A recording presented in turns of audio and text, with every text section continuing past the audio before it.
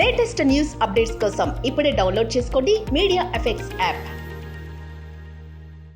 Welcome to media effects.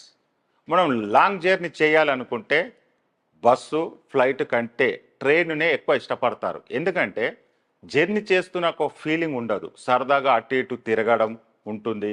Station మధ్యలో ఆగినప్పుడు ఏదైనా తినడానికి మనకు కావాల్సినవి కొనుక్కోవడానికి వీలు ఉంటుంది. సరదాగా మాట్లాడుకోవడానికి బాగుంటుంది.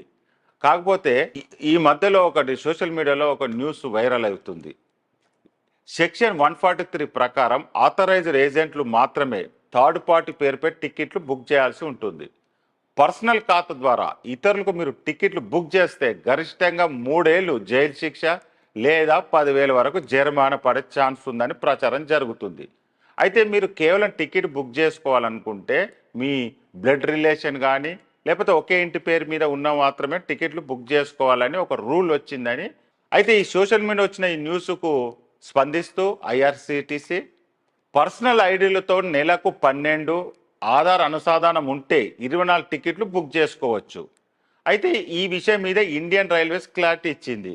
కొందరు వాణిజ్య అవసరాల కోసం పర్సనల్ ఐడీని ఉపయోగిస్తారు. ఇలా చేస్తే మాత్రమే రైల్వే చట్టం ప్రకారం నేరమని ఐఆర్సిటిసి క్లారిటీ ఇచ్చింది. ఇలాంటి అసత్య ప్రచారాలు చేస్తూ రైల్వే ఆదాయాన్ని దెబ్బతీసేలా రూమర్స్ వ్యాప్తి చేస్తే చట్ట ప్రకారం చర్యలు ఉంటాయని ఇండియన్ రైల్వేస్ తేల్చి చెప్పింది.